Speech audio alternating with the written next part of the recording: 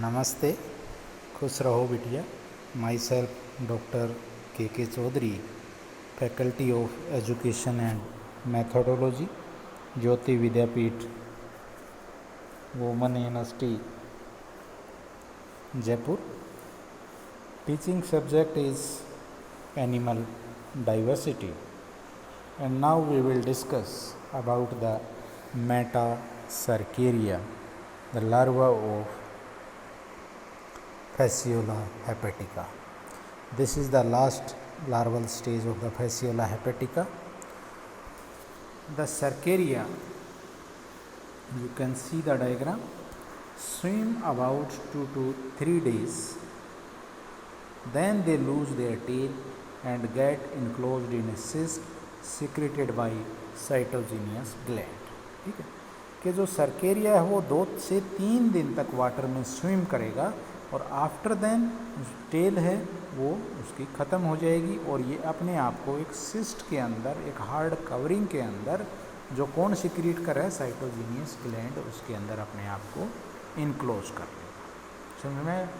ये cercaria radio से बाहर निकलेगा, रेडिया से बाहर निकल के 2 से 3 दिन तक स्विमिंग करेगा, फिर उसकी टेल लूज हो जाएगी, ख़त्म हो जाएगी और वो अपने आप को एक सिस्ट के अंदर इनक्लोज कर लेगा।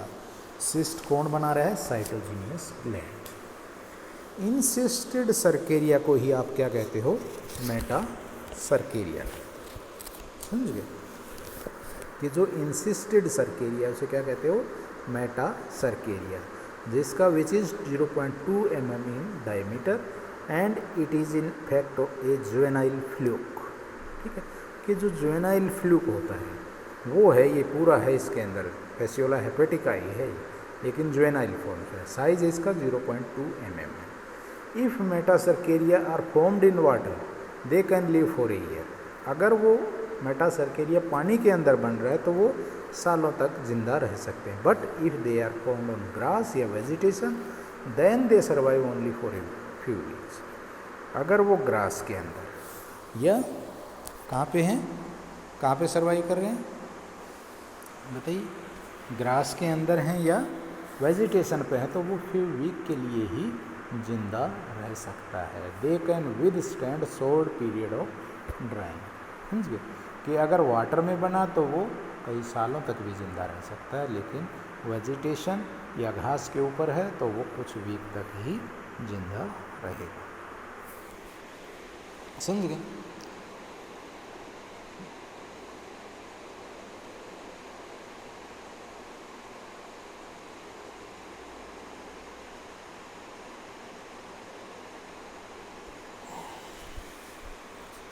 ये था आपका मेटासर्केरिया के बारे। ठीक है, फिर क्या होता है कि जो मेटासर्केरिया इन्फेक्शन कैसे करता है प्राइमरी होस्ट को, कि भाई मेटासर्केरिया की फर्दर डेवलपमेंट कब होगी? जब वो होस्ट के अंदर एंटर कर जाएगा, यानी कि सीप के अंदर एंटर कर जाएगा। ठीक है, metacercaria can also infect man if they are swallowed by eating water cresses on which cercaria encyst. अगर ह्यूमन बींग ने भी उसकी, जब वो इंसिस्टेड है, उसको अगर स्वेलो कर लिया तो वो उसको भी इन्फेक्ट कर सकता है।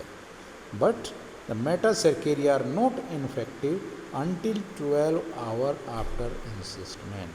कि मेटासर्केरिया जब इंसिस्टमेंट होगी उसके 12 आवर तक इन्फेक्शन नहीं फैलाता। In the alimentary canal of sheep the cyst wall is digested. जो सिस्ट वाल है एलिमेंट्री कैनाल शिप के अंदर, वो डाइजेस्ट हो जाती है और यंग फ्लूक उसके अंदर से बाहर निकल जाता है and bore through the wall of the intestine and enter the bore body.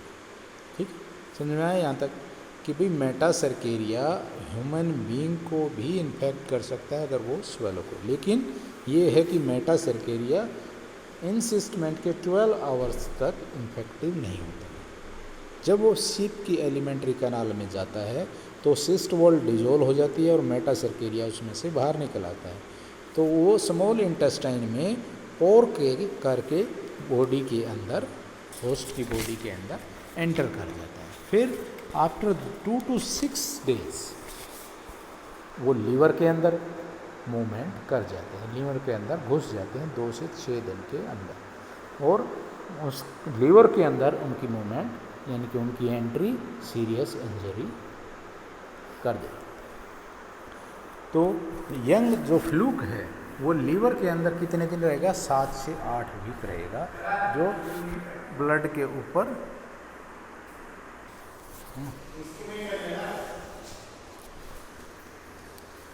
तो यंग फ्लूक है वो लीवर के अंदर 7 से 8 वीक तक रहता है और ब्लड के ऊपर फीड करता है, फिर वो बाइल डक्ट के अंदर और बाइल पैसेज में एंटर कर जाता है। Young fluke have been growing in liver and after several weeks in the bile duct they become sexually mature adult. ठीक है, लीवर में ग्रो करेंगे और after several week bile duct के अंदर फिर वो सेक्सुअली मैच्योर हो जाएंगे। पीरियड जो इंक्यूबेशन का शिप के अंदर वो 3 से 4 मंथ का होता है।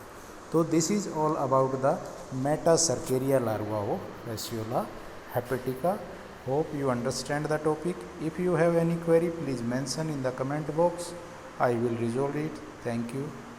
This session is powered by digital version 2.0 Jyoti Vidyapeeth Women University Jaipur. Thank you.